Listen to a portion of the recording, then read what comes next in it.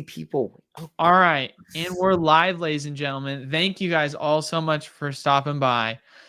Today, man, craziness as always. Once again, we're going to talk about it as far as, do we think that the crash is canceled? Do we think that prices on products are ever going to get better, or is MSRP the new wholesale? But before we jump into that, as always, make sure to leave a like, comment down below, subscribe, really helps out the YouTube channel.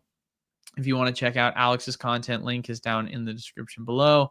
And then lastly, if you want to stay up to date on all things Pokemon USA, I'll make announcements typically in the Discord. And then if there are any spots that open up for a program, feel free to ping me there and I can add you to my list of people I will be reaching out to if spots ever open. But Alex, you ready? Dude, I was born ready. That's what I'm saying. This is yet another nail in the coffin.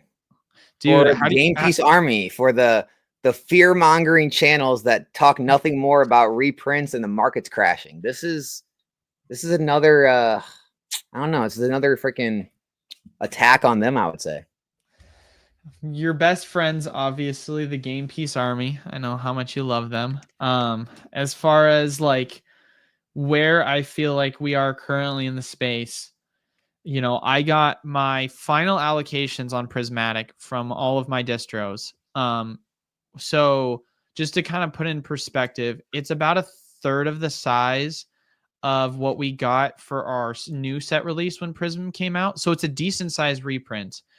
Usually I would say to myself, like, oh man, we could see like a really big price correction on this where, you know, ETBs could go like, you know, sub $100. But like, you've got two factors that I think are going to prevent that from happening. You've got number one, the fact that we don't really have much else available on the market. So the isolated demand, or not the isolated, but like the funneling of all the demand going into this product is going to make it to where it's not going to last that long. But I would argue the almost more important factor is right now, most distros, and by most, I mean literally 90% of my distros, are offering the product at right around MSRP, which is very much like, I can't think of a time where we've gotten like an official reprint and they've done that. Because at least for when we had reprints for Lost Origin, Silver Tempest, Crown Zenith and stuff, it was right around wholesale, like maybe a couple dollars more than wholesale, but it might as well have been wholesale. But I'm being charged like $50-$60 by most of my distros. And I have one distro that's not charging me wholesale, and they're literally bundling it. And it's not even like bundling it with Pokemon product, because there isn't any. It's like, hey, you have to go buy other games if you want to get access to it, and it can't be Magic. Like if you want to, you have to go buy like Lorcana or Weiss Schwartz or Flesh and Blood, which for a lot of people that have access to distribution, if you're an online retailer, first and foremost, you're not going to be able to get access to certain of these TCGs because they are LGS exclusive, right? And then for other people that, you know, are able to get access, they're not going to have games in their shop that are going to sell just as well as Magic, let alone Pokemon. So they're just going to be buying crappy product for the sake of being able to access the Prismatic. So overall right now, like, I don't know, like everyone's kind of happy, I guess, but that we're getting more product, but also at the same time, it just feels like there's a real issue in the hobby right now with the way in which distribution, or I guess it's coming from the source Pokemon, I have no clue, but just how this is overall being handled as a whole. Why is it an issue? I'm being dead serious. I don't see an issue.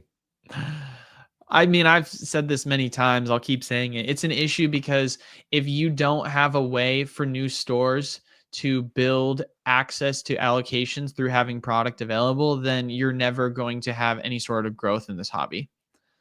I mean, that's fine. Like that's a fine take. But my point is like the pricing. Why? I think people are too concerned with the pricing, because here's the thing. Somebody is going to make money. I know everyone out there in their Timmy fairy tale land doesn't want anyone to make money. And okay, someone's going to make the money. So Pokemon's already going to make the money no matter what. All right. So you have to decide to yourself, do you want distributors to get more money? No, they're evil. Okay, cool. So you want game stores to get more money? No, they're evil too. Okay. So then you want the end consumer that's not truly the end consumer. They're going to go and flip it on eBay, TCG Player, Facebook Marketplace, wherever. They're going to get all the money. Somebody along this line is going to get the money because not everyone is going to run around to all the stores trying to pick up MSRP. Not everyone's going to try to play the Pokemon Center game. The demand is so strong and the market sets the price. Pokemon doesn't, distributors don't. No one sets the price at the market. It doesn't matter if Pokemon's, sold the product for $20 to distributors and they sold it for $40. Whatever people are willing to pay for it on the secondary market is what the price is. And I think people are too worried about like who gets what for what. Like, oh, well, now distributors are selling for this. That means game stores have to sell it for this. That means I got to pay this. It's like, dude, you're going to pay that no matter what, unless you had some LGS that was just like doing a limit one and they were just like, for the community, all that stuff. But it's going to end up at the same market price as it always was, no matter what, no matter how it gets there, it was always going to end up there because that's what level that the supply and demand tells it it's going to be. I mean, listen, like I understand it's not necessarily like, how do I want to say this? Like I obviously am a retailer, right? Making margin shouldn't be a sin. I would argue the same exact thing should be said with distributors. I don't have an issue necessarily with that.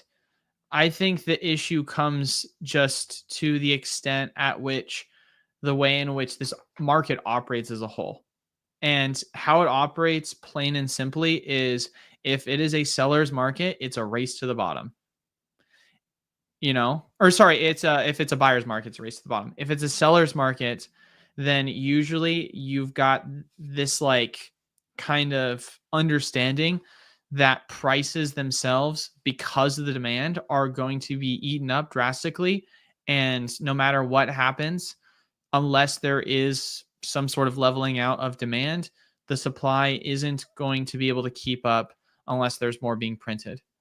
So I guess the harsh reality of the situation, and I could be wrong, but I don't know necessarily if there is an equilibrium situation where you can kind of have your cake and eat it too, where distros are going to have margin and also at the exact same time, you're going to have an abundance of supply of product. Because if things were like affordable when it comes to being able to operate as a business and have margin, then I feel like everyone would do it. And that's kind of the biggest issue with it. And so as much as I hate to say it, I don't see a world in which it's not one or the other. I don't know if you have any thoughts on that. I'm a fan of free market. And I think eventually the free market will regulate everything out, right? There will come a time, a price point, whatever it may be, where people either kind of just get, they just kind of get fed up and over it and stop paying the prices.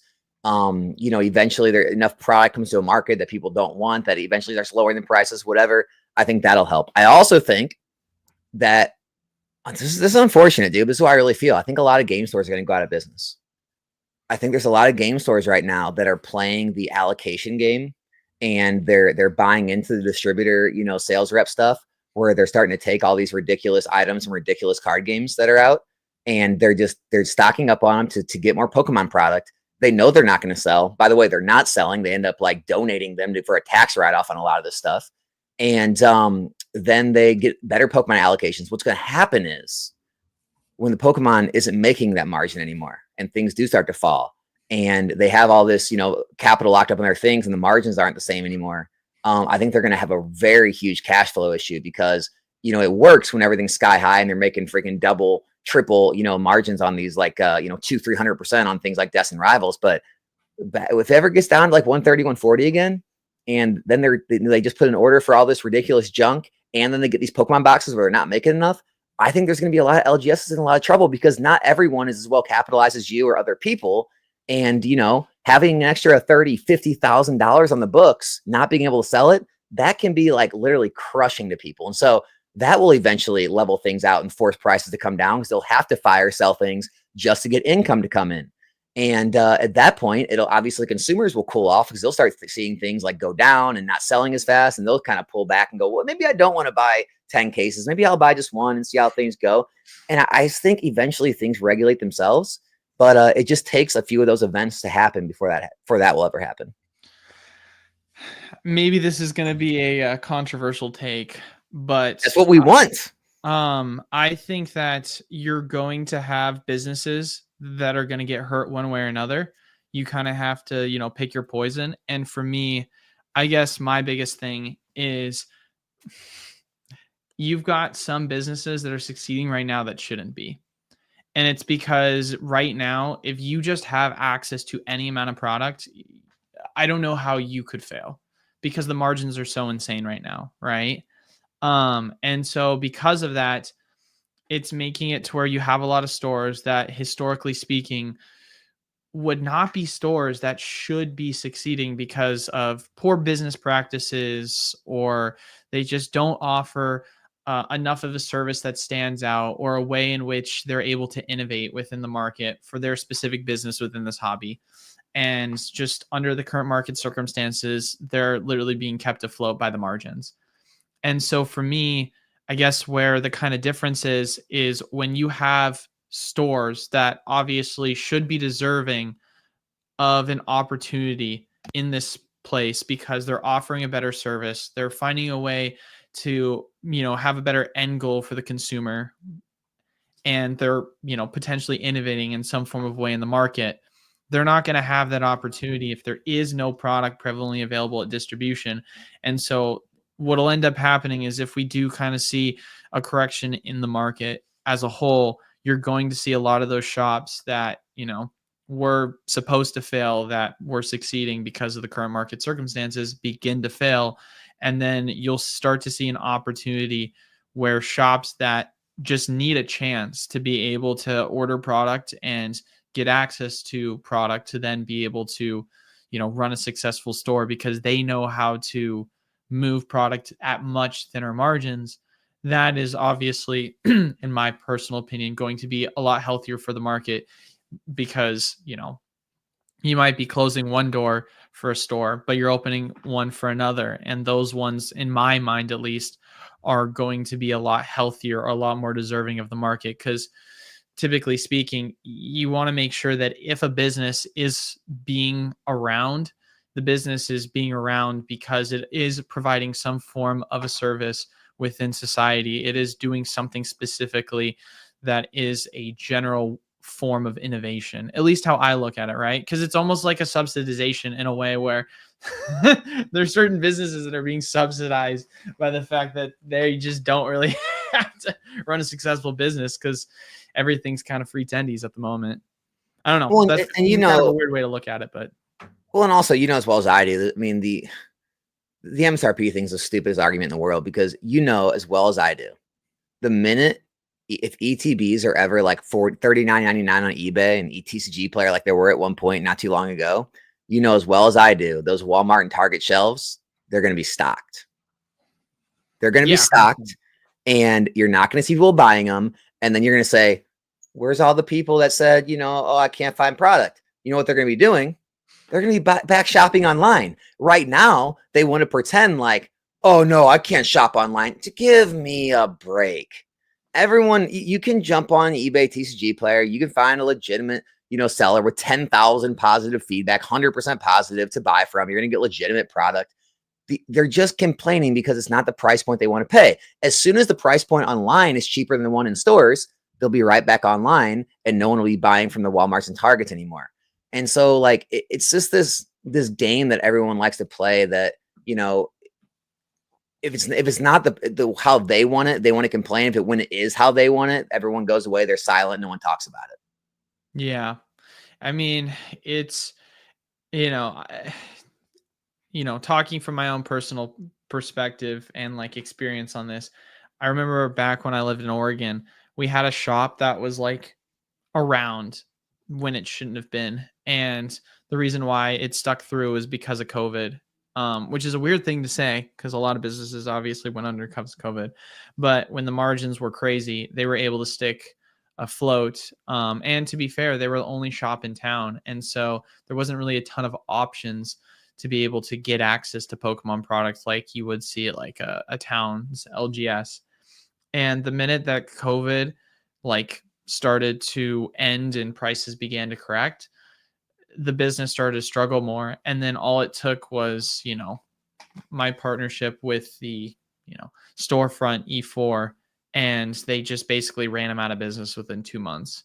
Because the problem is consumers didn't have an option, right? They just had one kind of singular choice.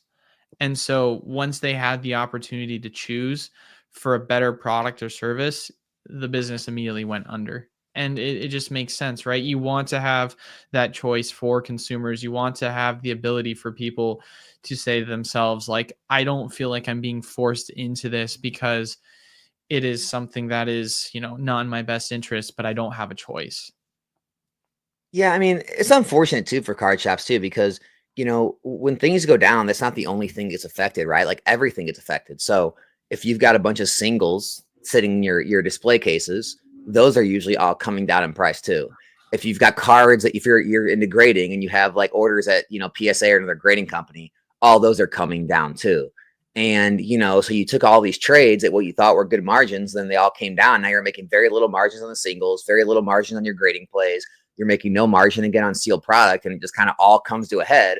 And then distributors are still saying, hey, we got the new, Joe Schmo card game out. You want to take your allocations? You want to keep your Pokemon up? And then these smaller stores are saying, well, no, I can't take those anymore. And then like the bigger stores eat them up. It's kind of like the Walmartization of Pokemon. Then the big stores will eat up the allocations. They're going to, get more and more. And the smaller stores, it's just harder and harder to survive.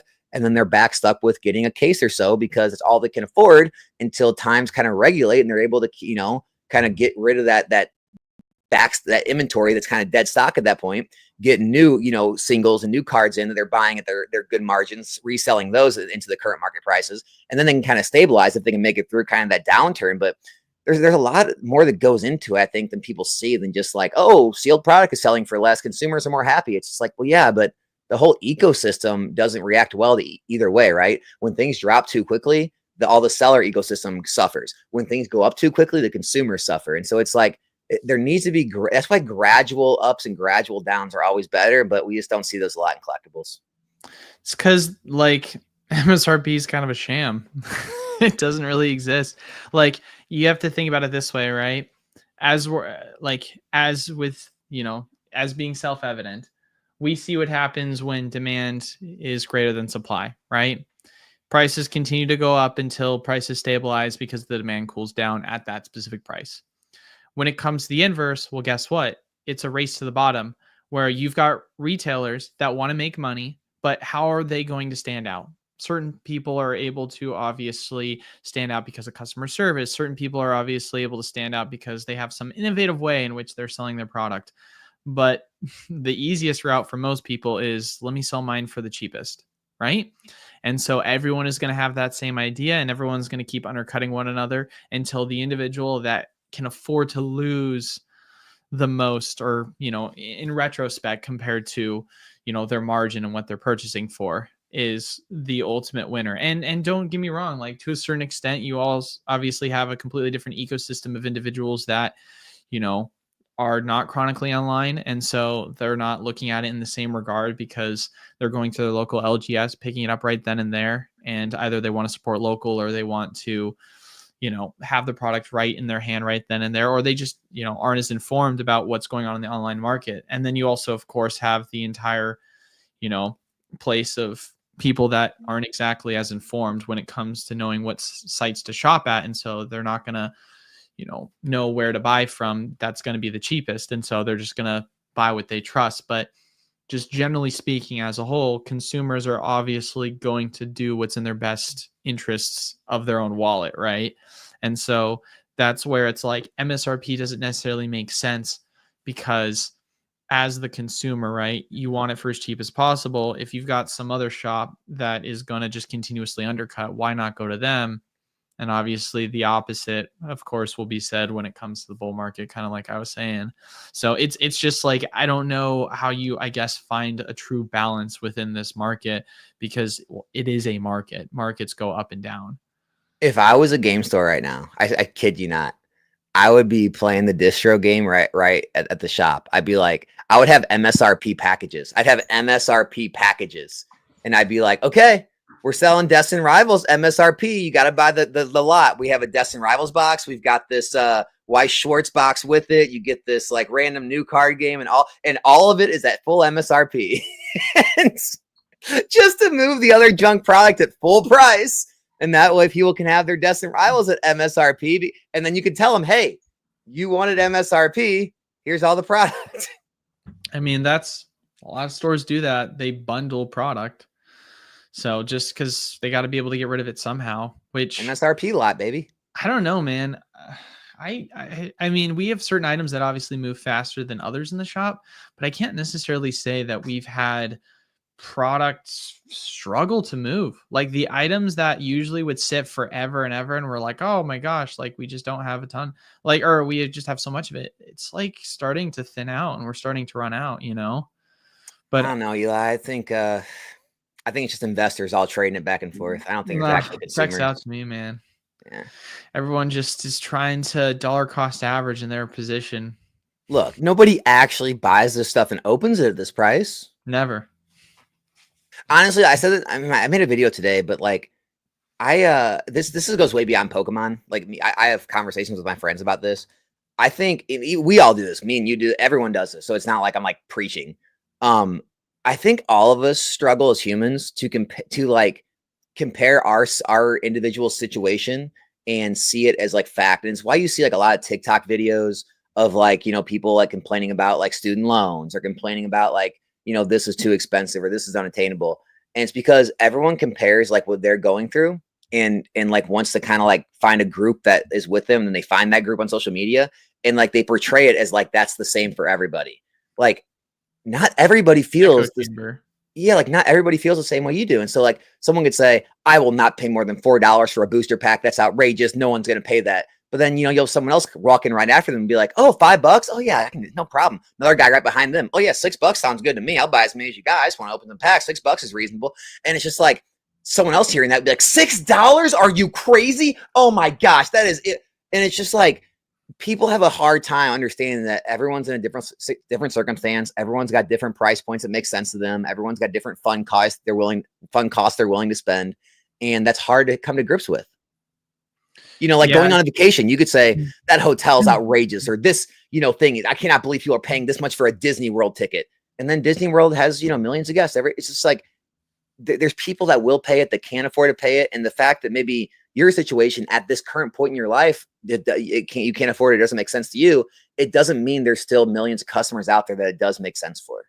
Yeah. Well, like I said, it's an echo chamber. And that's why I always preface, I mean, when I was giving my story earlier about the card shop that went out of business, I did that. And I started the statement by saying, this is something that I personally experienced that is anecdotal. And I always want to preface by saying anecdotally, because that doesn't mean it's indicative of the market as a whole, but it's still a way for me to portray a point of an opinion that I have, or an experience that I have seen, to something that obviously I believe. That doesn't, like I said before, mean a blanket slate that because of my personal experience, this must be the way it is for the rest of the hobby. I'm aware that everyone has their own experience. Everyone has their own opinion of things. And obviously you've got certain facts and statistics you can use to back certain arguments, but we still have to be rational enough to realize that you can't just say, well, I, you know, experienced, you know, so-and-so happening a while ago, therefore this must be the case for everything or everyone. And then immediately, you know, just kind of blanket slate everything. Like, you have to be able to be self-aware enough to realize that, you know, not everything in your personal life is going to be indicative of everything moving forward for everyone. And you have to be able to, like, you know, keep your ego down and realize sometimes you're wrong. Like if I make a statement and say, you know, well, no one's going to pay those prices for Destin Rivals, And then you log on TCG Player and eBay and you show them like all the sales data. Like, this is higher than we've ever seen, pre-orders sell for. Look at the sales volume. Look how many boxes and cases they're selling every day. And then they'll say things like, that's just all investors that are going to trade it back. That's all scalpers doing this. It's like, how can you like write off every piece of data that people give you as like none of it's real? Like, no one's actually opening that. No one actually is collecting it at that point. It's just like, they just like keep repeating these things because they can't come to grips with the fact that like they're wrong. Yeah, I mean, I'm looking at it right now. The average is 96 ETB sold a day of Prismatic. Like that's really high volume. Yeah, and you have these like crazy polls online. Like, I've seen one like, would you ever pay more than MSRP for ETB? And like 70% of it will come back as no. And it's just like, well, I don't know who's taking those surveys, but you can get on eBay or TCG Player every single day, and they sell in the hundreds. And it's just like everyone thinks they're a good deal in the 120s. And so, I mean, I know. I've talked to other streamers. I know myself. It's one of the top selling packs every single stream, every single week. So I don't know who's coming out with these ridiculous polls and data, but I mean, the sales data tells a different story. Well, yeah, like I said before, obviously, when you go online and you listen to people that are chronically online, you're going to get a little bit of a different take than people that are obviously your more average day consumer. Because it's like you said, like there's an echo chamber of individuals that are all like, I'm not going to buy at these prices, and they're talking to people that agree with them, and so that's all they're going to hear. But like, if you take 2 seconds and you spend a day in a card shop locally and you have a conversation with someone and you're like, why are you buying at these prices? They realize, because I love this set. I think it's worth it. It makes the most sense for me, especially when we consider the price per pack that I'm paying for the potential upward chance of getting a card that goes for 1,400 as a chase card, comparable to something like Evolving Skies, where you're going to be paying double that to get a card that's going to have roughly around the same odds of being pulled. Like, it just makes sense for some people mathematically, right?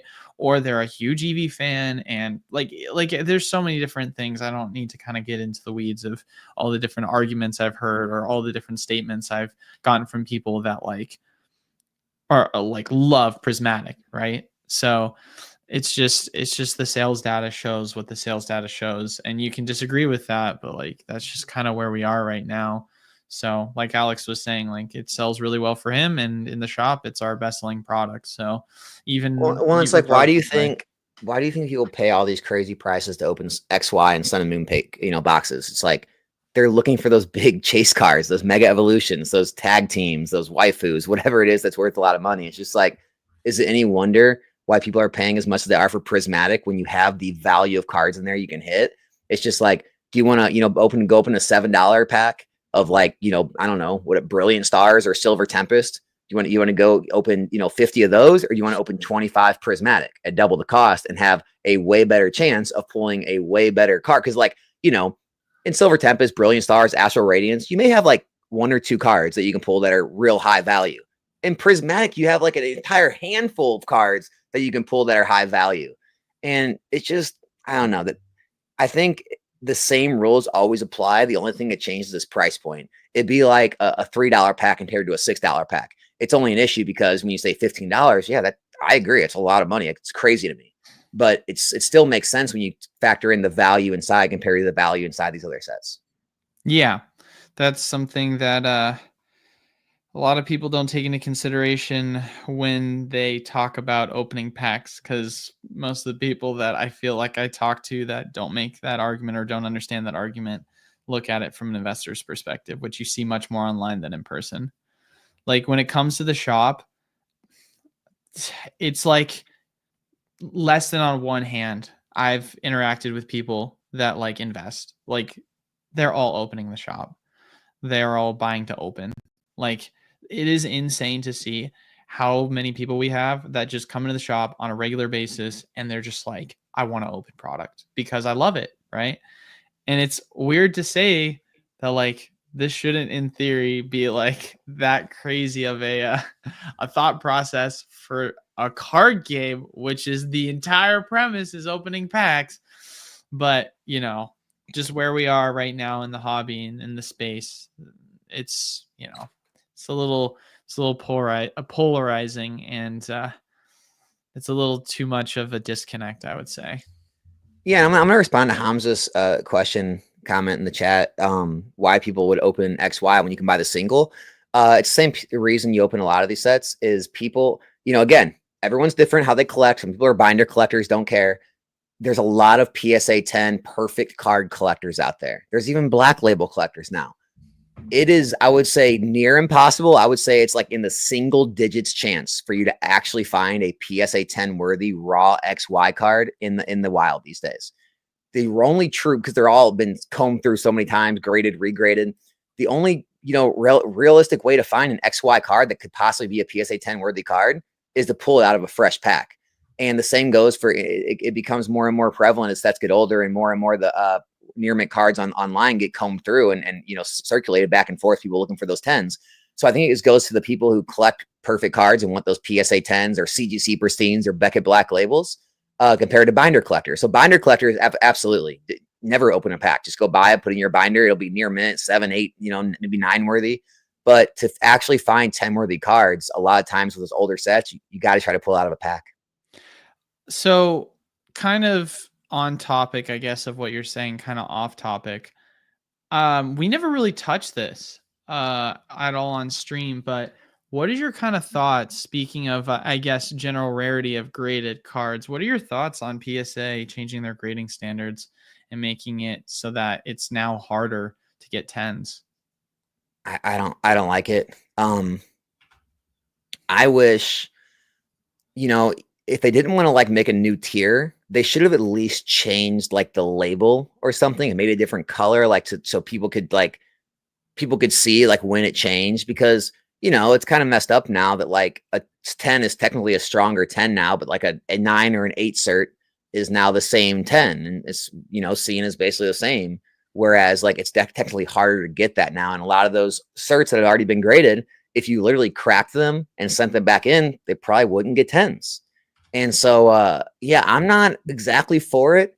I've had a couple orders come back where I've done extremely well. So I'm still looking at good grades, but I know the people that sent like borderline cards that were just like, they would usually pass before, they're not passing anymore. And so it's hurting people's grading businesses for sure. Yeah. It's so convoluted, man. And like, I think the most frustrating thing for me is like, grading is such a strange thing, right? Because it's kind of like what you saw with 08 and the rating agencies, What? What are you talking about? Like when it came, like in the 2008 financial crisis, the rating agencies that would basically try and classify specific mortgage bonds and like basically say like, hey, yours is AAA rated. And it was one of those things where, all right, well, this shouldn't be AAA rated. And they're like, okay, we'll go to your competitor. They'll triple rate it for us. Right. You know what I mean? I guess what I'm saying, So you think it's becoming like pay to play type thing? I'm saying that basically grading is a really weird market because it's one of those ones where there is competitors obviously within it, and people pay for the brands more than they do the grade. It feels like the grade is obviously important, but if someone gets a 10 from like CGS or like some miscellaneous grading company, and that grading company holds the highest standard possible, they're not going to give a crap because it's not a PSA. It's not a black label from Beckett, right? There's so much like that's being, I guess, held to a separate standard just based off of the branding behind it and the market value it holds. And so it's one of those frustrating situations where it's really difficult to kind of have alternative options in this specific like market or, just niche, I guess, because you say to yourself, all right, well, what are my other options other than PSA? You could go Beckett, I guess, if you do like Beckett, but like past that, CGC doesn't really have a product that I feel like is the best. I'm not a huge fan of CGC personally. You've obviously got Tag that's like up and coming, but I don't know where your stance is on Tag. It seems pretty shilly to me, to the point of where it feels like one of those companies that is like ready to just sell out immediately once they've kind of made it big. I mean, the amount of content creators they've been paying off just to kind of push their product. I'd love to believe in an alternative option, obviously, to PSA, because it just feels awful. The fact that it doesn't really feel like I have much of a choice since they hold such a premium compared to the other two, unless we're talking black labels. But I don't know. I just don't really see it happening. I don't like anything that feels cultish. And, you know, again, it's not that there's like not like real tag, like, you know, fans, supporters, all that just love the slab, but it reminds me a lot of Japanese. Like every person that always tries to convince me of like going to Japanese cards, they always have like the three like main talking points. It's always like, oh, well, this is the original language. Oh, the quality is so much better. Like, what's the other? Well, you know what I'm talking about though. Oh, yeah, like I know exactly what you're talking about. Yeah, and so it's like always the same exact arguments. And with tag, it's like always the same stuff. Like it's the AI grading. It's, you know, it gives you out the written report. And oh, I like the slabs. The slabs are so much more clear than PSA. It's just like it almost to the point where like every single person repeats the same thing. And when I start hearing like 10, 20, 30 different people all say the same words, I'm just like, it's almost like you were like not told to say that, but you all like watched the same person and all got kind of brainwashed into thinking the same way. I don't like that. Like, you know, it's not like when you say, why do you like PSA? I'm going to repeat the same reasons every single other person's going to say. I'm just going to tell you why I like it. And yeah, it's not nothing. There's nothing against tag, nothing against CGC, nothing against Beckett. I mean, a little against CGC. They've been some really scummy things, but even Rudy's grading company starting to get some traction. But yeah, man, I mean, I'm not against it, dude. I just like to stick with what I see. Again, the data shows me. The data shows me PSA is the most preferred in terms of both what most people grade with and where the most liquidity is. There are definitely slabs that sell for more. Like I know some CGC pristines go for more. Beckett black labels pristines go for more. I've even seen tag 10s go for more, but very weird situations with those. I'm not going to get into some of those tag 10 sales. But yeah, I mean, overall, it just seems like the best bang for your buck. Your PSA is you're gonna get more PSA 10s than you are if you send in and get Beckett black labels or CGC pristines, and then 9.5 Beckett's and CGC regular 10s sell for less than PSA. So it's like you're gonna get better bang for your buck with PSA 10. It's gonna be insanely more liquid. It's gonna be what the majority of the hobby prefers, and so for me, it just makes the most sense to stick with PSA. Like until there's more of a upside to me as a seller or consumer, there's no reason to switch. And I understand like it's always going to be that David versus Goliath mindset. You always want to take down the behemoth, but in reality, it's just like, why are you fighting the battle? Like what does PSA need to be taken down for? Like at some point, it's kind of like admit to yourself, yeah, this is the thing that makes the most sense. I think that PSA, how I look at it is it will be the primary until there is truly an established alternative that people really enjoy, right? Because if you look at like I can't don't quote me on the exact numbers, but I remember seeing a chart and it was like saying who owns the majority of like the grading market when it comes to like card sentiment for grading. Mm-hmm. And it was like PSA was 80% and the other grading companies were like 20% of the market. So they hold like the dominant share. So until you start to see a company that comes in and is like slowly creeping that up where it's like 30-40% and they start eating at the market share of PSA, I don't necessarily see a kind of like trickle effect where you're going to have a lot of people have confidence in knowing that they're going to be able to switch over. Because at the end of the day, like kind of Alex was saying, you do what's best for your wallet. And if I can go and sell PSA for a premium compared to these other, grading companies, especially because it feels like it is the easiest, that's better. And if you can have trust in the brands that it's going to hold the premium, why not go the better alternative route for you as a consumer? Yeah, and I've just again, like there's no right or wrong answer. Like you can do extremely well with other grading services too. I know like all the streamers, all the whatnot streamers and other streamers, they love CGC. Their turnaround times are faster, the prices are lower, and they're still able to sell them at the margins they need on their streams. And that's fine. Like there's nothing, everything's great with that, right? I'm not against any of that.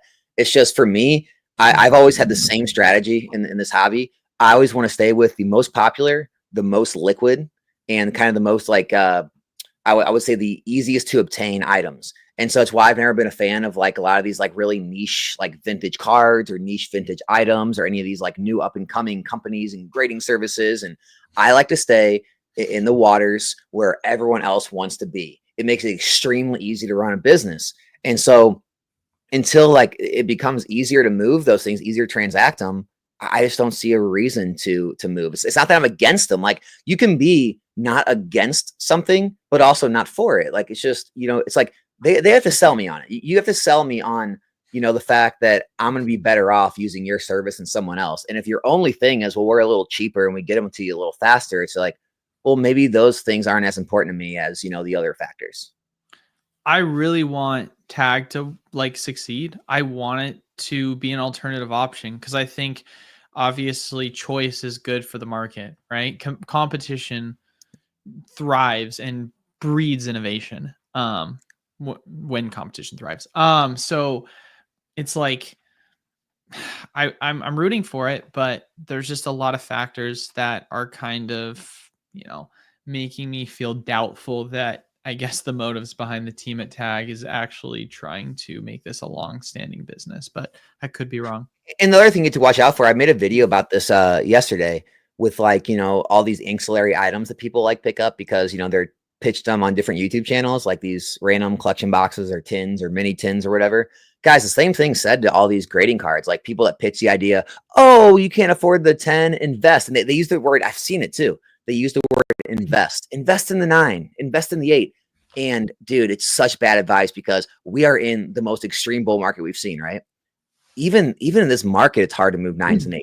You guys do not want to know what it's like to move one of these other grading company slabs in a lesser than perfect grade in a down bear market, flat market. You are not going to, this is what makes people leave the hobby is that they'll be in those markets. They'll be extremely illiquid, won't be able to get top dollar. They'll send someone an auction. They'll go for 75% and it just leaves a bad taste in their mouth because they're sold this dream that like, oh no, these new things are going to take over. Oh, you can't afford the real stuff. Like, oh, you can't afford an English box, get a Korean box. Oh, you can't afford a 10, get an 8. You can't afford a booster box, get a mini tin. And they're sold this dream because, oh yeah, we're for the regular people. All these guys are rich by buying their booster boxes and PSA 10s. And then, it comes to the point where they eventually want to sell their items and they find out real quick why people like us tell them the things we do is because it's not that we don't have their best interest at heart. It's not that we're just like in our ivory towers spewing down information. It's because we've been through multiple markets and, they're not going to like the consequences of all those items that they're picking up if they ever want to sell them. Yeah. Are you ready for questions? Do it. All right. Make sure leave a like, comment down below, subscribe, ladies and gentlemen. Really helps the channel out, gets the video out there for people. Question number 1, we'll try and rapid fire a little bit here because we've got a decent amount. I've been eyeing some high-end PSA 10s like Poncho e-reader, CD promos, etc. for a few years, but never pulled the trigger. Now prices have doubled or even tripled. Eli's got some for you. Yeah, right. We had some pretty nice cards coming to the shop yesterday. That's what Alex is referencing. Yeah, it's I don't know. It's hard. This is kind of what we've talked about before with the whole I wait crowd. Like I think there's definitely times to wait. Don't get me wrong. But we have to also realize there's also times to go in. I guess is the best way to put it. I know that's such like a blanket answer, but for me, like when I see the way in which the market landscape is currently, right? I'm not buying at these prices for destined rivals. But also at the exact same time, I'm self-aware enough to realize that Evolving Skies is not going to crash 50% tomorrow. It is where it is, right? I mean, of course, barring some like economic crisis. But if you played the game of like trying to time an economic crisis after 08 when buying a home, like you got absolutely destroyed. So don't fall into that place where you're FOMO buying, but also don't fall into the place where you're necessarily waiting because you're expecting some correction. Just get a good deal.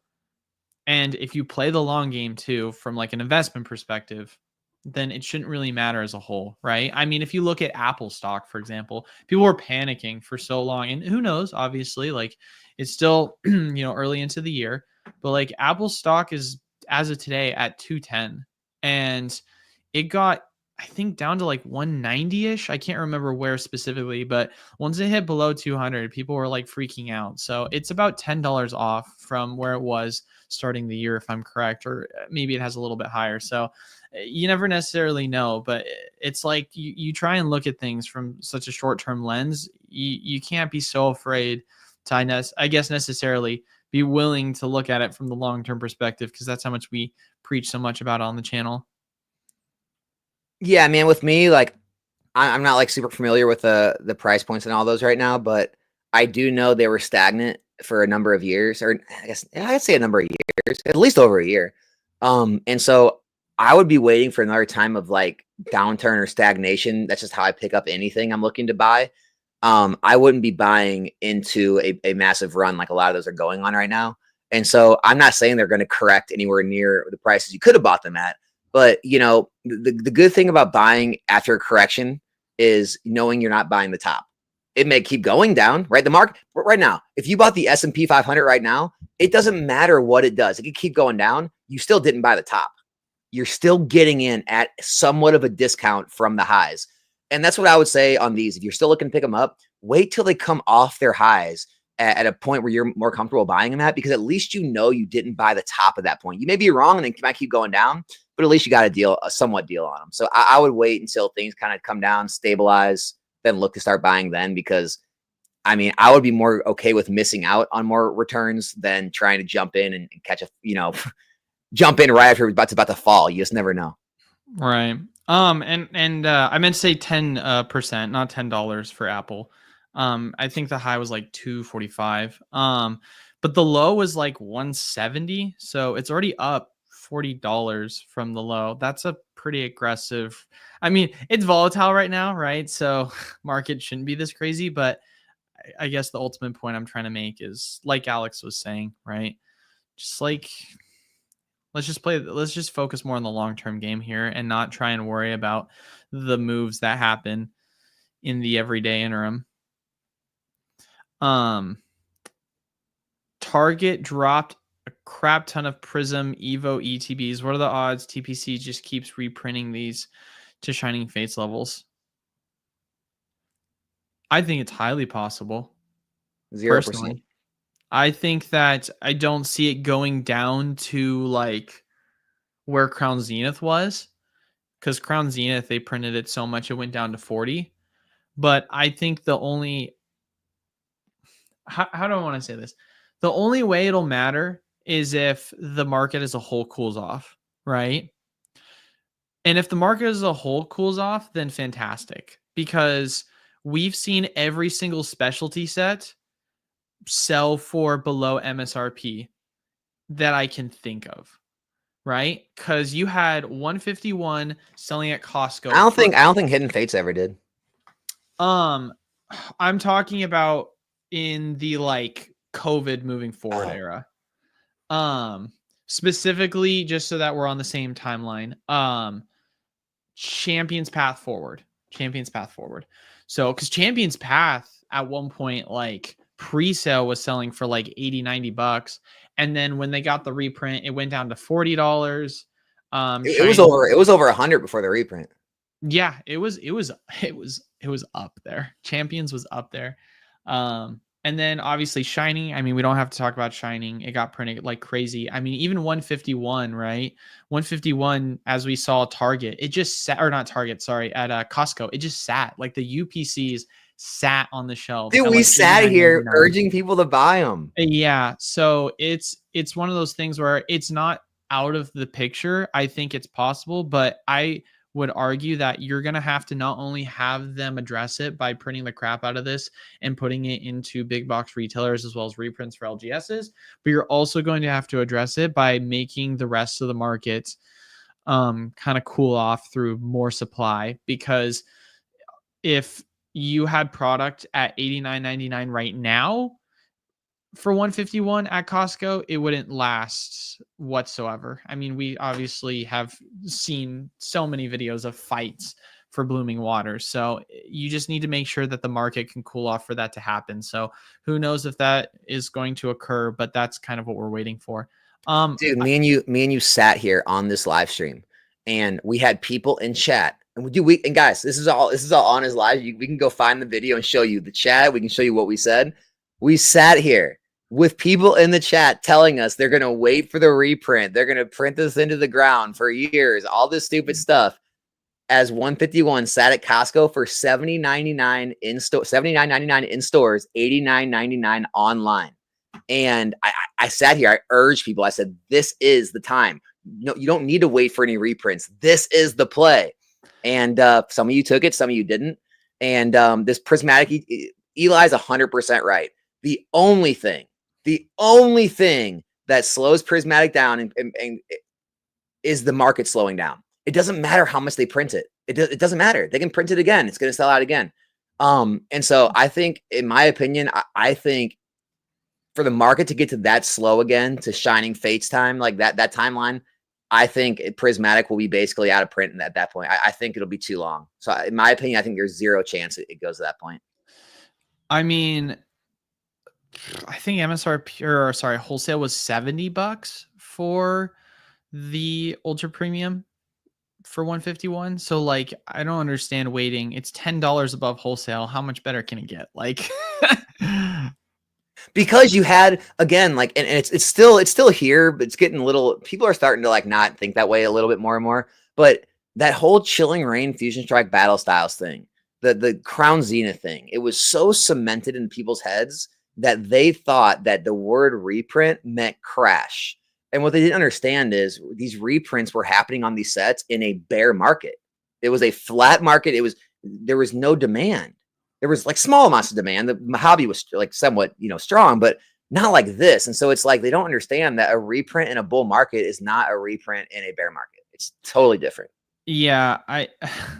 I mean, the fact that the product during that time went under wholesale pricing, and I mean, it's not like we haven't seen it before with Paldea and SV base, like, that is obviously an extreme amount of weakness. Your target goal should not be to be like, I'm going to go buy product at below wholesale. It doesn't happen that often, right? If you can get it below MSRP, it's a deal in my mind for the most part, when we're talking like specialty sets here, right?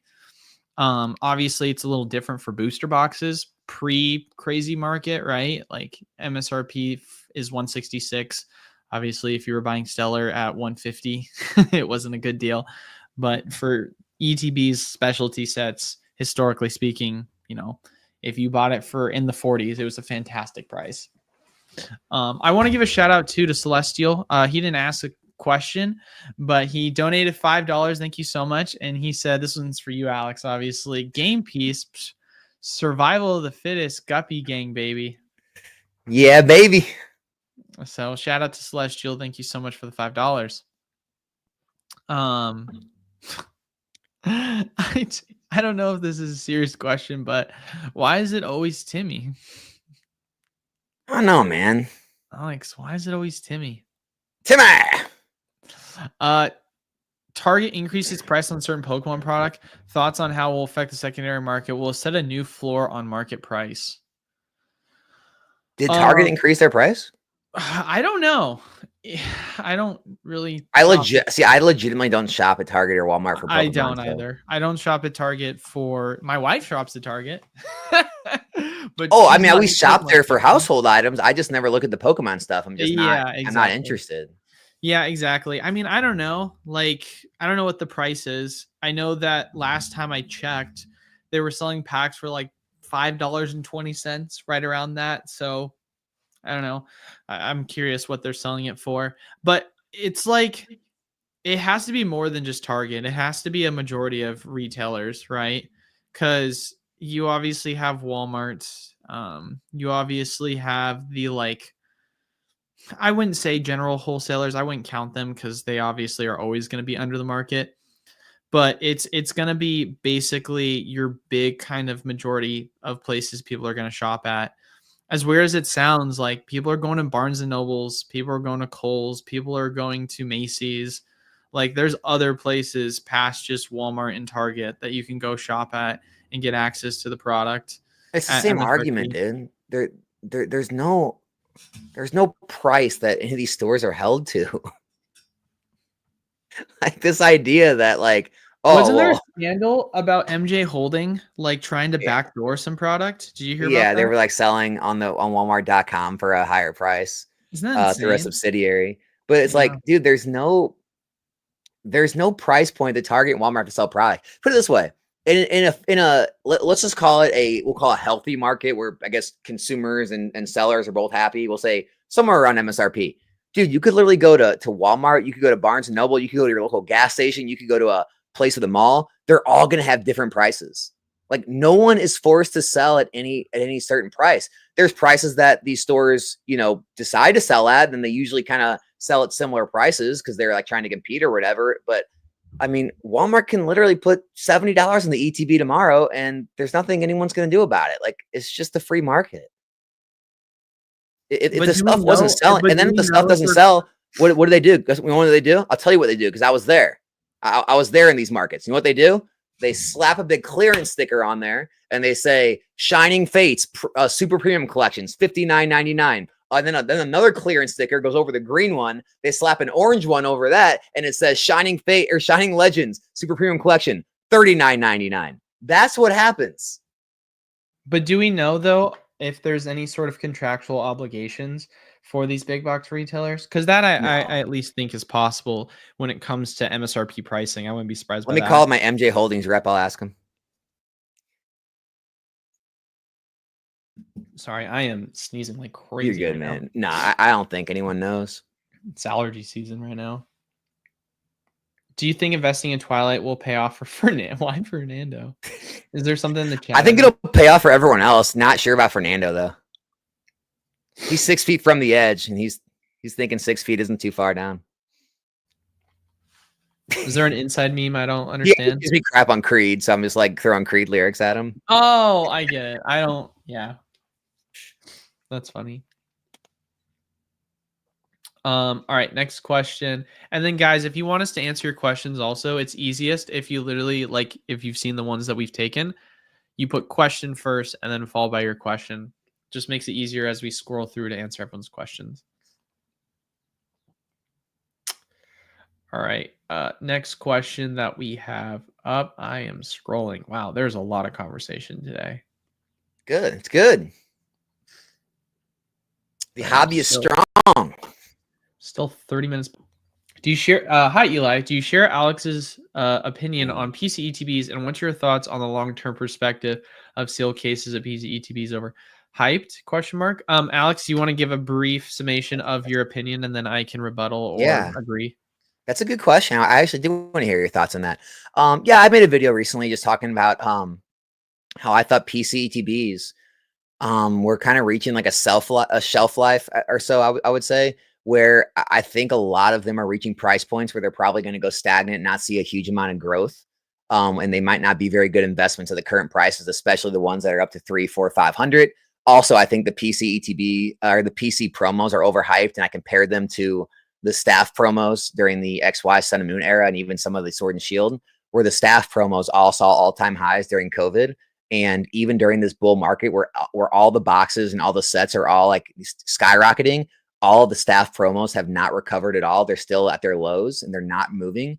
And I feel like we're just going through the second stage of stamp mania. And staff promos were actually even more scarce than PC stamps were. And so like I'm just kind of drawing the conclusion. I think when this whole stamp mania, kind of falls off, I think a lot of these stamp promos come down a whole lot, especially in PSA 10s. And I think that's going to kind of stagnate at the end, maybe even drop the PCTBs for a good period of time. And I actually, at the current prices, I just don't see them, unless you're getting them at MSRP or like under $100. I just don't think they're going to be the greatest investments when you're buying in the, 100s, 200s, 300s moving forward. So that's kind of my consensus. I mean, here's my thoughts on PC ETBs. I would say I agree with most of your sentiment, but I want to preface by saying this. I think PC ETBs, me personally, are a good investment if you can get access to them at MSRP. Well, yeah. Like, but how do you feel about buying into them in the market? I don't know. Not really. It's never, let me put it for you this way. I have bought a good amount of PCETBs at MSRP on the website. I have yet to do one on the secondary market. So yeah, and also, I'm kind of like worried about the liquidity of them. Like, I think that they're a good like addition to your portfolio if you can definitely, again, if you can find them MSRP, they're no brainer. I would never even try to argue that.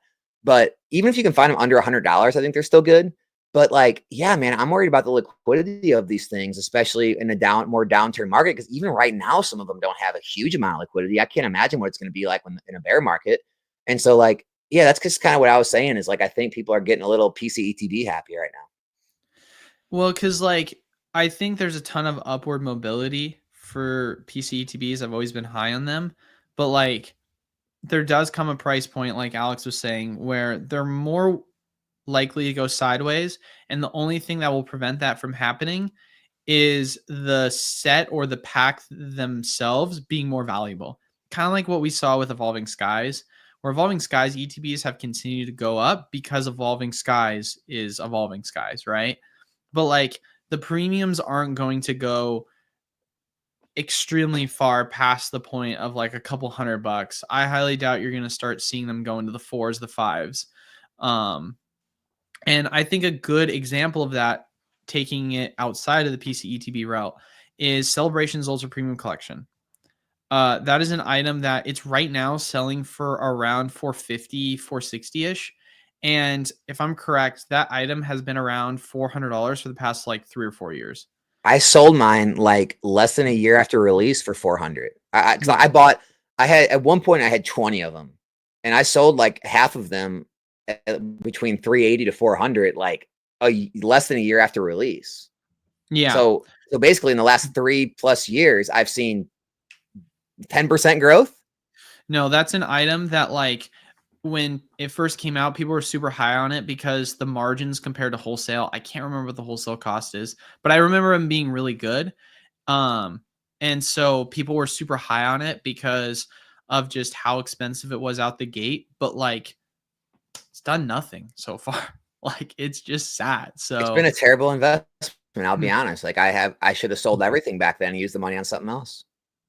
Yeah, I mean, obviously, just from a percentage perspective, the ETBs are outperforming right now. Oh, yeah. ETBs are selling for 140-ish right now.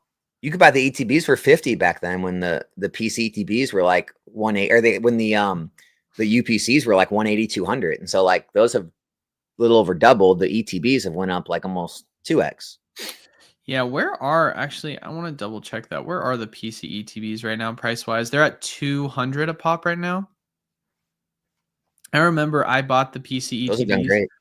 I bought them back in like, and that was back before the waiting queues and all that. Like that was back when you could literally just log on and buy as many as you wanted. Remember when they made that announcement? I don't know if you were there for that, but remember when they made the announcement that they were going to have one final print and then they dropped it on the Pokemon Center website? Yeah, like they said, we're done. Celebrations is over after this. Yeah. Yeah, I went and bought like a decent amount of cases at like 65 a pop, obviously, because that was MSRP for it. And then I went and it like within several months went up to 120. And I was like, oh, this is fantastic. I'm going to sit on it for 6 months. And then I did. And it just stayed at 120. I was like, I'm going to sell out. And I did. And that was back in 2022. And right now, like, it's great. It's at $200. It finally has appreciated. But I would have sat on it for 3 more years. So it's like, I wish Pokemon had more transparency like that. Like, let you know when it was like the last call. Yeah, it's I know why they do it or they don't do it. It's because if there is predictability within the market, then it obviously changes the entire landscape of how things are handled. Because then now you're going to have consumers make decisions based off of that information. It's very powerful, right? Like if you basically said this, hey, this product, we're going to print it X amount of times. And once it's done, it's going to go up. Imagine what happens when the last print occurs for a certain set. Like once that's done and people know it's the last print, then like people don't have to play the guessing game and everyone knows and it will just skyrocket in price. And so but that's what I'm saying. So I don't think telling people how many are going to come, but like, I don't think it's a bad thing if it's like towards the end of rotation and the players aren't going to need the cards. Like, what's the harm? Like right near the end of rotation, saying like, "Hey, this is the last print." Like, then you at least know. Yeah, I guess it's hard. I would say not near the end of rotation. I would honestly argue, man, I don't know. It's hard because regardless of how you cut it, that news will cause an impact on the market in price. And that's the hard thing. Yeah, and I guess then content creators wouldn't have their content. I guess. But like, think about it. Right now, what do you think would happen if the Pokemon Company came out and they announced that Twilight Masquerade isn't getting any more reprints for booster boxes? Oh, well, yeah. I mean, it's like a less than a year old set. That's my point, though. Yeah. Like, do we think Paldea is going to get another print? Yeah, right? but let's see. Like, okay, perfect example. What if they came out and did it for SV base? I think that's. I don't know if that. But would be that SV big of a deal. base is like I mean, I'd be stunned. Or But even that's why I use Paldea. Okay, let's say they Twilight. do it for Paldea in like I don't know, August, like when it's 2 months, 2 years and 2 months old. Like, I don't think that's crazy. Yeah, it's hard, man. It's definitely tough to tell. I don't know. Shout out to Chris Kaiser. Thanks for the $2 donation. Evolving Sky seal case. How many left in market? Probably a decent amount. Yeah. I mean, I'm curious. Are you sitting on any seal cases Evolving Skies boosters? I have 2 cases. One is sealed. One is open. It's all I got. It's all Evolving Skies I got. I sold out. I sold out when into the this is why I kind of have like the method I do now, where I dig my foot in and I don't believe any of the reprint rumors, anything, until I actually see it, because I got scared out of Evolving Skies back when every YouTuber and their mother was saying that reprints were coming. No way Pokemon was going to allow a set to be this high, this quick, all that stuff. So when it was like in the 180s and stuff, I sold out and it never came back down. And so I had to rebuy back in around the 350 range. So all my boxes I own are actually cost bases of around 350 to 360. You know what's the worst? So when they were doing all of these major reprints, especially for like fusion and chilling and stuff, one of my distros was doing a special where if you bought a booster box, you got a trainer toolkit for free, like for free. It was a fantastic deal. And the deal lasted about like a month. And it was the month I was moving to Arizona. And I like called my rep up and was like, hey, is there a way you can put this on a ticket? I want to purchase $10,000 worth of this bundle. And, but I'm going to be moving over the next couple of weeks. And so I don't want to take it with me. I want to order it when I move. And he was like, sorry, we can't do that. And literally the week after, like, we finished moving, bundle was gone. And so after that, I was like devastated because I was unfortunate and like in a situation where I couldn't pick up as much as I would have liked of that specific product. Cause I was like, dude, I'm going to just dump like 10 grand into this. Like, this just feels right. But here we are, I guess. Me, I have like one of every Sword and Shield box, but past that, I'm not sitting on heavy loads of anything other than, Lost and Silver and, a little bit of Brilliant and Astral. So, next question for Anthony Martinez. Shout out to him. Thank you so much for the $10. Why do case premiums exist? I had an argument with someone that said they don't exist. I know they are a thing, but I don't know why there is a case premium. I mean, you got knowing why there's one.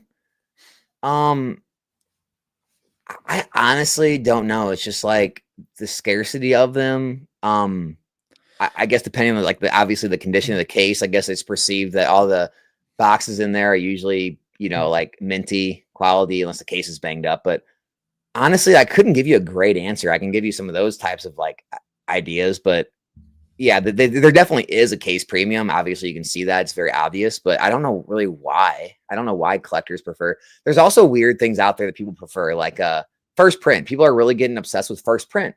I know there's people out there that like really want to buy the cases that say, not for resale before a certain date. And the ones that don't say that, they know they're the reprints. They're like, oh, that's a second print case. I don't want that. So like that's becoming a thing now of wanting the first print boxes. The PSA, collectors. they always want like all these pictures, and they're like, oh, I don't want that 10. That looks like a weak 10, or look at that 9. It's a strong 9. And to me, it's like they're 9s, they're 10s. Like, and so it's like there's a bunch of little niche things in the hobby where people get really deep and focused on things. And I just think that's all it is. People just like get obsessed with the scarcity of the case, the first print, the strong 10, all that stuff. I don't know. It's a collector thing for sure. Yeah. It's I would say it's a psychological thing more than anything. Cause like really, what is it? It's like cardboard with stop tape. And if you wanted to, you could easily go buy that cardboard and you could easily go buy stop tape and you could just take 6 boxes, put it in it and replicate it to where it looks like it was a sealed case identically. And people wouldn't be able to know the difference. You know, it's really funny. I thought about, because like it's such a meme. I thought about making a video like that, but then I was like, oh no, then they'll like start thinking Alex is reselling cases. I better not do that. Yeah, that would definitely, that's like I was literally on, because you can literally go order that stop tape. You can go on Uline, guys. Do me a favor. Go on uline.com right now. Type in stop tape. It comes up the exact same stop tape Pokemon uses. There's nothing inherently special about stop tape. I think it would be super funny if someone made a video and it was like, you know how like there's that like, you know, trend with cake making where it's like, is it cake or is it real? It'd be really funny if you had someone and you literally were like, all right, guys, which one's the one that I repackaged? Which one's the original? And literally people had to go up and they had to determine which one. Cause I don't even know if you could tell the difference after the fact. You'd have to almost like mark it underneath it. Cause I feel like it'd be so difficult to tell. Like, yeah, it's much easier to, I would expect to spot a resealed booster box than it would be a resealed case. Yeah, that I 100% agree with. So yeah, I don't know. It's a weird, like, don't get me wrong. Would I prefer a sealed case? But it has nothing to do with like, because I'm a collector and I want the sealed cases. It just comes down to storage. Like, but I have no problem going out and buying a box that's the same exact dimensions and just like writing on it Evolving Skies. Like that's totally fine with me. I'm not gonna pay like a $100 plus premium for a sealed case on something. Yeah. I think I'm gonna pronounce this right. Jensel, probably. Shout out, thank you so much, Jensel, for the $10. Really appreciate it. Everyone seems to talk about buying booster boxes, but how easy is it to sell boxes once they hit over $500 in a cool market? Not this hot. Genuinely asking. Trying to think. I think Sun and Moon and XY boxes moved relatively well through like 2022, 2023. The in-demand sets did. The weaker sets didn't move as well. The in-demand sets with like the more popular chases, like the tag team sets, and then some are like the better XY sets, like Evolutions was still moving well, like like Ancient Origins, and some like the I don't know, like Breakthrough, Breakpoint, I would say. I mean, I would say the weaker sets go a little more illiquid than the better sets, but as long as it's a strong set, like put it this way, in a $500 is a hard point right now because a lot of Sword and Shield sets aren't there yet. But let's just say, if Fusion Strike, Chilling Reign, Lost Origin were all over $500, I think those will still move relatively well in a more down market. I would say that like, I guess it depends what you consider like moving well, because I would say multiple sales a week at least. Then yeah, it wouldn't be hard at all. I mean, I remember when I had, and I understand it's a popular set, but I remember I had a Cosmic box that I went and bought for like $800. I think is how much I bought it for. And I sold it for like 1,400 because it like jumped up several months later. And it took me 3 days after listing it on TCG Player. And I don't know if people know this, but TCG Player has a policy. Someone can probably like correct me on the pricing. Is it $1,000 or what's the number? I can't remember what it was, but they have like a general number that like once your order goes over a certain amount, then it no longer is their like 10% fee. It goes down to 5%. And so you're actually not like losing an exorbitant amount of money selling it on TCG at that point, especially if you're going to try and solicit it elsewhere. And so I just went listed it there, and I think it sold within like a day, 2 days. And like I said, I understand it's cosmic, but like a box being that expensive, the listing you would assume would still take a little bit more time to sell. And I just really think that unless you're sitting on like pallets of this product, or several hundred boxes, you could easily see yourself burning through multiple cases and it not taking more than a month. So And again, here's the thing, guys. It doesn't matter what the market's doing.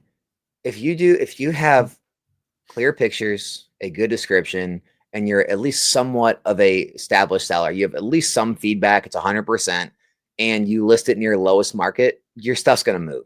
The people that have trouble moving stuff is like, they'll list it like way higher than market. Like people sell boxes are ending at like, $500 every day at auction. Some people buy it now. It's like $525, $550, and they'll list their box for like $650. They're like, Alex, I just can't move nothing's selling. It's like, well, you're listed $150 over market. Of course it's not selling. Like if you list your stuff at what things are selling for, lowest list, it'll move.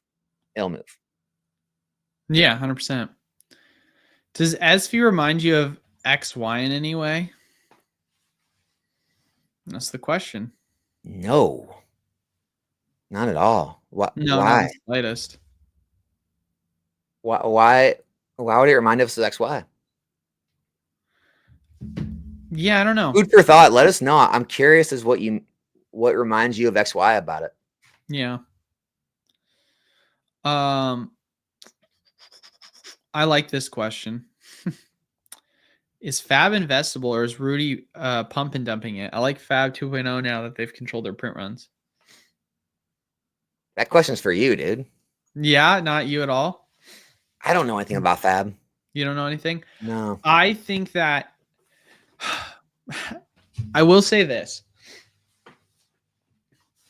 I think that when it comes to Rudy's content, as with most things, I've learned he over exaggerates a lot. I mean, I remember I saw a video where he was like, look at this Fab box and how it's performing so well. It's already up 20%. It's selling for whatever price. And I went and looked, and I was like, on TCG Player, I was like, no, it's not. And so he definitely exaggerates. It feels like a lot when it comes to shilling for Fab. And if I'm being honest, I would argue that that's the thing that makes me the most uneasiest about Fab, is the fact that he shills it. Because for me, when you look at the card arts in Fab, when you look at the player base in Fab and how well they're pushing out and expanding within like events and operating tournaments, that is my greatest argument for the success of Fab. I think the thing that scares me the most is when I see content creators pushing that it should be investable, or you need to pick up Fab, blah, blah, blah, and then they're shilling it. That's when it starts to like definitely make me nervous. But I think fundamentally the foundations of it as a whole is like really strong. I've played Fab before. I would love to, like, we're a Fab store, but we don't, like, it's just not super popular yet. We're going to try and start marketing it more to have Fab events in the shop as like a consistent thing. And I have opened plenty of Fab product, and I absolutely loved it. I really enjoyed having the opportunity to play the game, learn about it. And yeah, let me go. The package I was telling you about earlier. All right. I'll take some questions. Be right back. What we got in here? All right. Motivating question says, I can't pull the questions up, guys. Eli can only do that. But motivating said, since SV will be the most printed set in history, we're seeing much higher pops in popular SMB 10s. Do you think this will affect the price long term? So, people thought this about evolutions, and then people also thought this about Sword and Shield, because evolutions was reprinted so many times, printed into the ground, $80 box forever. And if you look at the population reports of evolutions, it's got similar populations to those of Sword and Shield era. And so you can kind of deduce from that, it's probably has around the same print runs. and everyone thought that was going to really hurt the prices. And the thing people don't remember or people don't think about is demand. Like there's just that much demand for those, and that's why the printing is that high. And yeah, you could think the demand's going to fall off and all that stuff, but at the end of the day, in my opinion, I think what other people consider really high pop reports, I don't consider that high. Like a 5 or 10,000 pop report, I think in my head, are there not 5 or 10,000 people worldwide into Pokemon now that not only can afford this price, but also see this as enough value to like pay for it? And like when I see that stuff, I'm like, the most hyped card in modern times that's like going to be like multi-generational is the Moonbryon. It's down to like $2,000 in a PSA 10. Do I not think there's 15,000 people worldwide that want to own that card in a PSA 10 for $2,000? I do. And so like, those are the things I think about more than like, you know, worrying about how big the numbers is. So I don't know. It was UPS. It was the wrong delivery service. Oh no. Devastating. That is devastating. What was I going to say? Okay. What did I miss? Question. Oh, nothing. I was just taking that motivating question about Scarlet Violet era of being Nice. of the print runs being so high. So is that going to affect the price? I will finish up though, because the question is still on screen. Yeah. I've been thinking about it recently, and I know it's a little bit more speculative, but Fab is definitely something that I've like been contemplating a little bit about potentially holding a position in it more. I have some Fab, not a ton, like less than $2,000 in Fab. But like, I don't know, man. I really love sets like Tales of Aria. I think the art designs in Tales is fantastic. I love the art designs in Mistveil. Like, I don't know if you've seen some of the Japanese style of art cards within it. I don't know if you've looked at any of that. Dude, I've never actually seen Fab cards. You've never seen a single Fab card? I haven't. I don't know. Maybe it's just me, but I absolutely love some of the card designs for them. I think they look extremely gorgeous. I'm not a big fan of like the Marvel cards. I don't think they look cool. Like, I don't really care. Maybe if they were in person, it'd be cool. But like, dude, they've got some Marvel cards like from Part the Mistveil. There's one called Enigma. It's like basically their version of Serialized. I mean, it's sold for several $1,000s. So like, it's selling. I mean, it's not going to sell that often, just like you would see standard like serialized cards, but it definitely moves. I think one thing I do want to talk about, I do think that if you want to see Fab really take off, you're going to have to see their bulk pick up a ton. Because Fab bulk doesn't move like that well, and it's predominantly because it's not in the direct program, and it's also as well not a part of like Roka's. Roka's just now started taking Lorcana, which is actually huge, especially when you start to, you know, take into consideration that the next best step for, you know, the TCG space for Fab is that kind of, I guess, you know, relationship with TCG Player and other, you know, online platforms that have such a huge target demographic to bulk, especially because it is a game that is trying to push being a game, you know, because if it doesn't obviously have a market for its bulk singles in the same way that MTG does, Magic does, it's going to be extremely difficult for it to succeed. You know, like I said, it does have some really cool artwork components. Like I do like some of the older style of Marvels, like Outsiders, I think has some really cool Marvel designs. But yeah, I don't know. It's going to be interesting to see, but I've definitely more than anything started to kind of feel like maybe I should pick up a little bit of it because I can see the momentum. I mean, if you just look at some of the most recent sets, especially like what they were saying with like toning in on the printing, like Rosetta did extremely well. The next set has been hyped up a decent amount. So I'm starting to buy in a little bit more. I will say like one thing, like anyone that's used to the Pokemon market and selling in Pokemon, all of these other card games, like all of them, not just Fab, like Yu-Gi-Oh and Magic, everything as they age, they have much lower sell-through rates than Pokemon. I have noticed that. Like, even some of these like high dollar, like high sought after collector boxes, like they don't sell like Pokemon boxes of the same age or on the same price points. Like Pokemon is just in a league of its own. So like, just like take your like, I guess expectations down like a notch when you if you are gonna like invest and go to sell. Like liquidity is not gonna be like Pokemon, but it doesn't mean it's not there. You'll be able to sell, it'd be fine, but like don't think like, oh, it didn't sell in 2 days. Well, something's wrong. It's like it's not Pokemon. It's not Pokemon.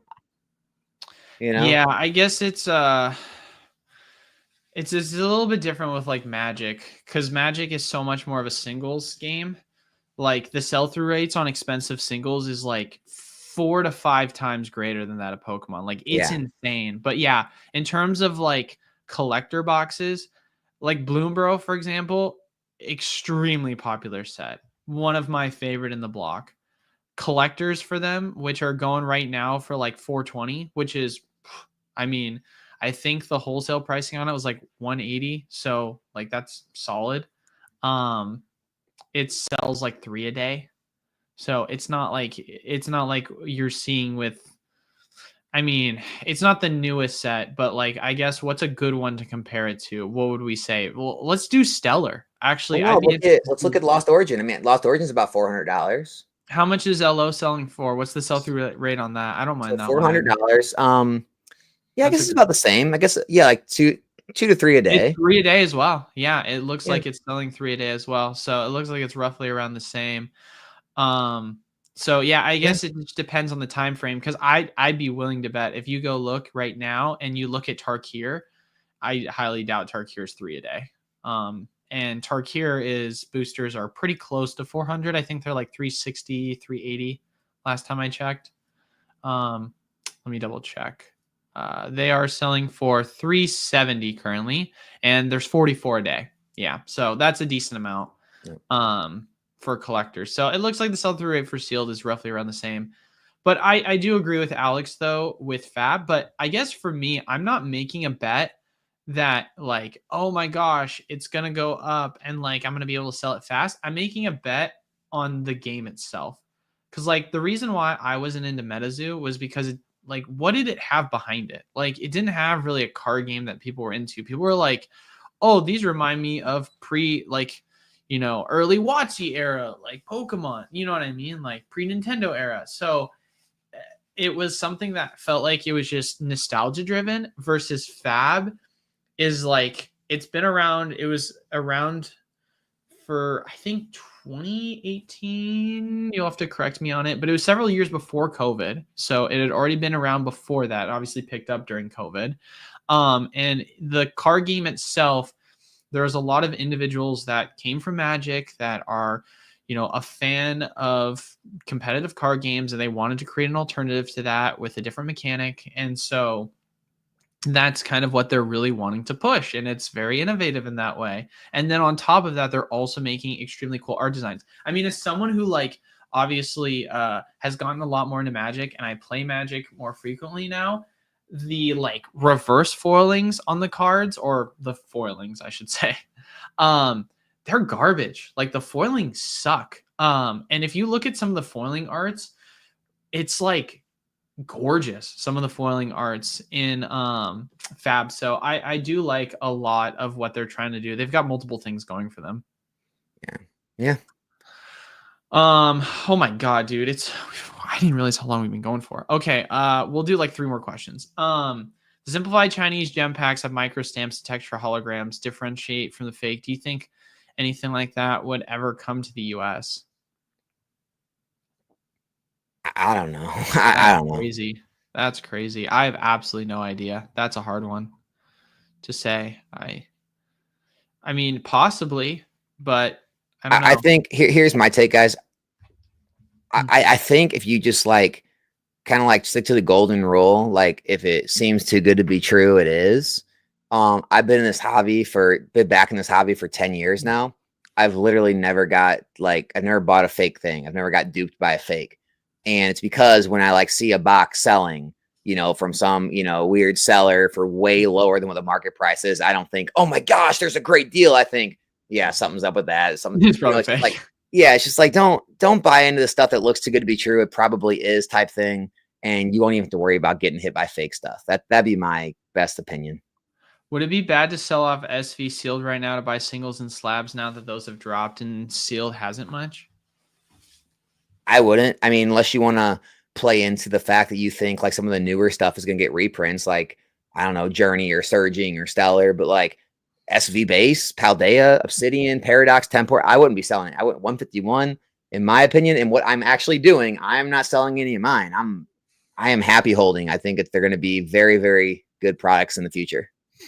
I mean, how are the alt arts doing for Sword and Shield right now? Coming down a bit. Are they? Yep. I mean, and Sword and Shield and boxes are still going up. So like this is the problem, right? So Pooping Turtle, hear me out when I say this. As boxes age, right?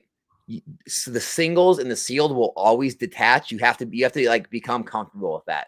You cannot look at the singles to try to determine what the sealed's going to do. It's absolutely meaningless. And I know that sounds so counter, to like everything you think, you would know about like, value and like, all that estimated value in the box. It doesn't matter as things get older. And so, you have Umbreon VMAX literally fall from 3,000 in a PSA 10 down to 2,000 in a PSA 10. Evolving Skies literally is hitting $1,500 a box. It's going the opposite direction. And this is what always throws people for a loop. They're like, how can the underlying asset in the box that people are chasing go down and the box go up? Boxes are ran by scarcity. Cards are not. Is it specifically the PSA cards that are going down? Yeah, I mean, I don't know if they're going down across the board, but from what I've seen, like there's definitely multiple alt arts that are falling. Because like I'm looking at the Espeon, for example, and I looked at some of Fusion, and at least the raw went down to like sub 200, and now it's back up to 3 for the Espeon. I don't know. I'm pulling up the 10 data right now.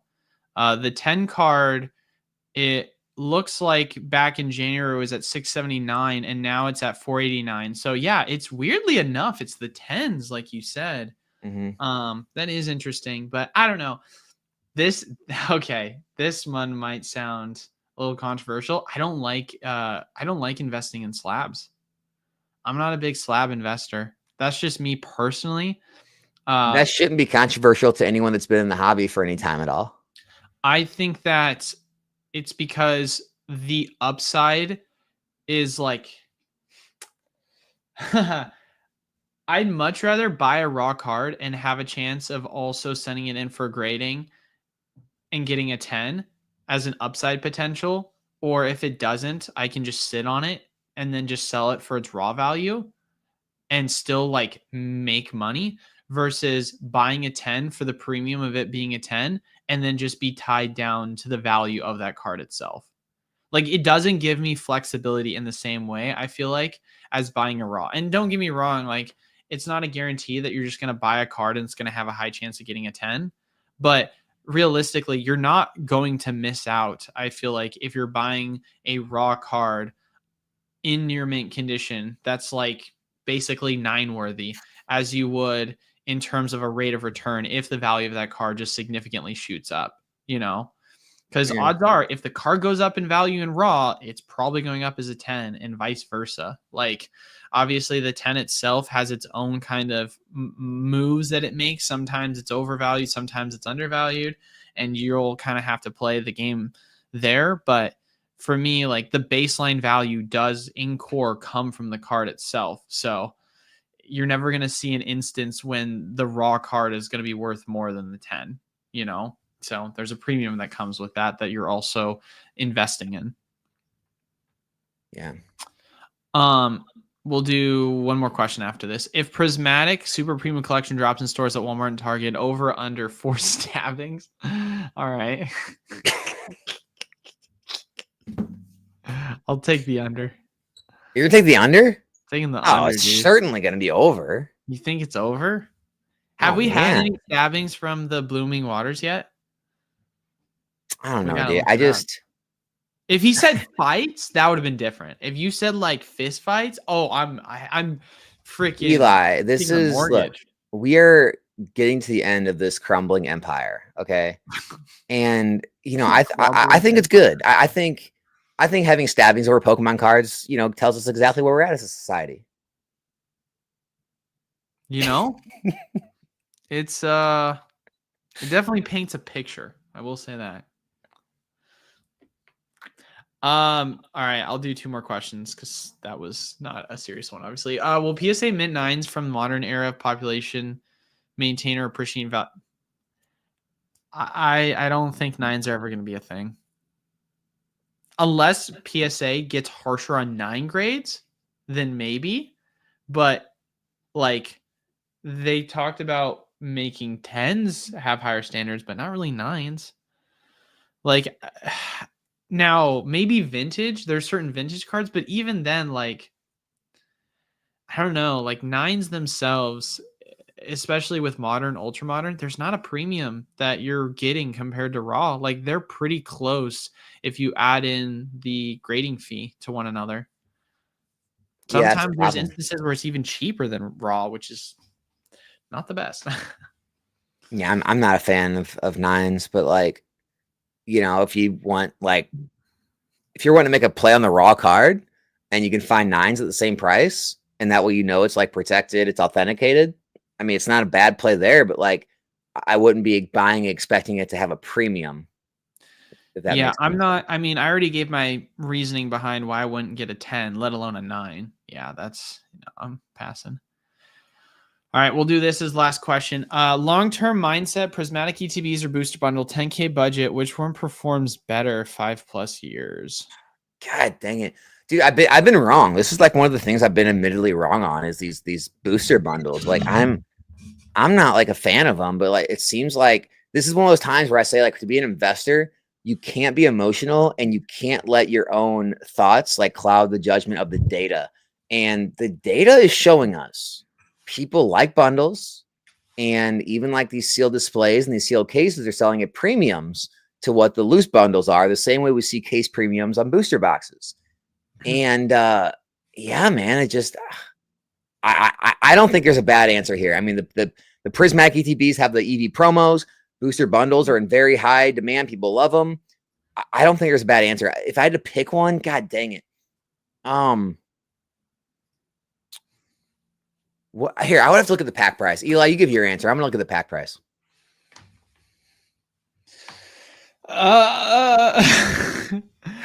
Um, I'll say ETB. I'll say ETB. Okay. I think in the short term bundle for sure, I think ETB will do better long term, I guess. I don't know. I think I think the thing is there's such a new product like bundles are that we don't have a ton of sales data on it. I think they'll do extremely well over time for sure. And I think it's hard because I want to look at some sets and kind of try and compare it, right? Okay, Because you got strong. like I'm gonna go strong ETB. because you look at like 151, for example, right?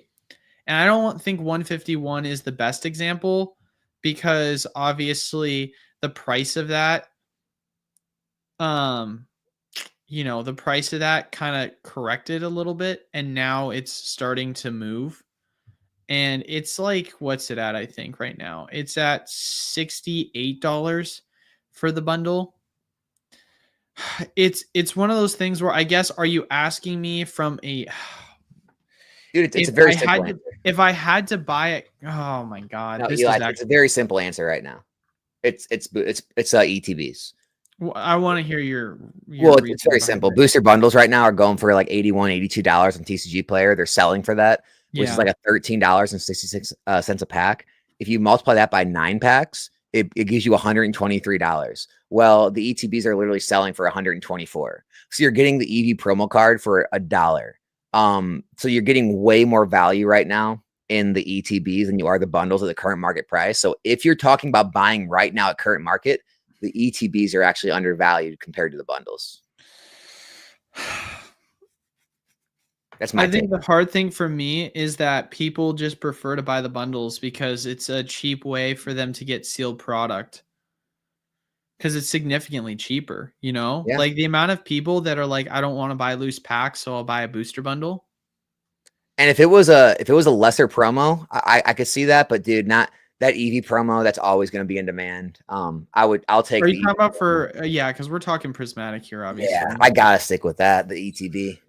Yeah, I mean, the reason I said ETB initially, at least in my mind, was if you compare the percentages of like the rate of return, and I was trying to use more 151 because I wanted to see if I could compare it. They're roughly around the same compared to MSR or compared to what you purchase them for at wholesale. I'll double check though and see where that is with prismatic. Here, bear with me 2 seconds here. So the ETBs, as we're aware, those are going for 124. The bundles themselves, what are they selling for right now, Alex? Like 81, 82? 81, 82. So I think you're buying I don't even know how much you're buying them for. I think you're buying bundles for $20 a piece, I think, and I think whole like market is 40. What is the MSRP on the bundle? Do you know? Are you asking what bundles cost at distro? Yeah, I can't remember. I mean, I can tell you like for Team Rocket, for like Destin. Yeah. So yeah, it's a specialty set though. They're different. Oh yeah, you're right. Yeah, that's different. Dude, the amount of different size, it's so crazy how bundles are so different. Okay, so bundles are selling on Pokemon Center website for $27. Obviously they're unavailable, but that's Triple what they're MSRP, baby. So I think it's $15 then is my guess. I'm going to say $15 is what they're selling for. So if that's the case and that's how much you were buying them for, and you said it's 80 right now? It's triple. It's like 81, 82. So it's like triple MSRP. It's 5 times that. So it's 5x right now. If you take 80 and divide it by 15, it's 5.33. So if you take wholesale, which is 35 for ETBs, and you divide that by 124, you're getting 3.5. So right now, from like a percentage perspective, they're performing better. But I think that in the long term, the ETBs will perform better because there is such a collectability aspect at this point to ETB arts, and people aren't collecting booster bundles in the same way. I could be wrong, but I don't ever see anyone say, man, I really loved my build and battle kit collection because the art design is so cool in the front. You know what I mean? And I understand they're not the same product, but they have the same exact design when it comes to the like outer packaging, whereas ETBs each have their own unique design to them that people like to specifically collect and keep in acrylic cases and display off. Yeah. So short term, it makes sense because it's more of a consumer thing. Consumers like to feel like they feel more protected rather than opening loose packs because people are just afraid their loose packs are going to be tampered with. Yeah, because when cards are inside plastic and then cardboard and more plastic, it's better than just plastic. You know what? I might actually start slapping stop tape around my bundles when I sell them. I like it. They'll feel really protected, dude. That'd be crazy. But yeah, no. So it's more of a consumer thing than I would say an investor / collector thing that's making the premiums as much as it is. While we're here, before we end, actually, when I ship out my orders for my streams, do you think I should switch from clear packing tape to stop tape? Would that be better for customer satisfaction? Dude, I think that people would pay a premium for that. Okay. I've been kicking around the idea because stop tape's a little more expensive, but I think it'd be better over long. Premium, dude. Are you kidding me? You could probably sell things for at least 30% higher. And you cut like a little piece of it and put it over like the top loaders with the hits in them. Little like stop tape over the hits. Dude, then you know that came just from the Pokemon, like fresh off the printer, dude. Right. Yeah. Like people wouldn't even have assumed that you pulled it on stream because they saw the stop tape. They're like, "Oh my god, that's insane, dude! Where'd this come from?" Like he pulled me the card on stream, but he sent me one straight from the Pokemon Center. Yeah, it's definitely worth it if you ask me. I'll pay that premium. Well, thanks for the consult. I got you, dude.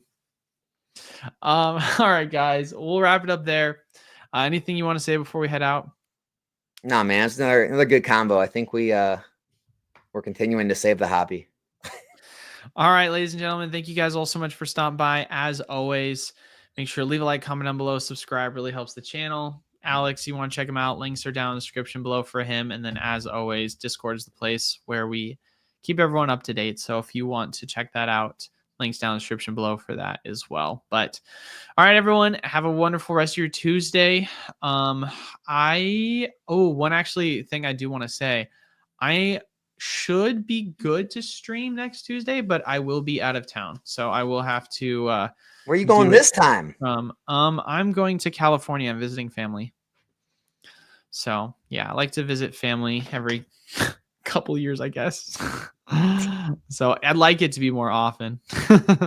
But anyway, we'll end it there, ladies and gentlemen. I should be good to stream, but I'll be not in my office as usual. So all right, see you all next Tuesday. Peace.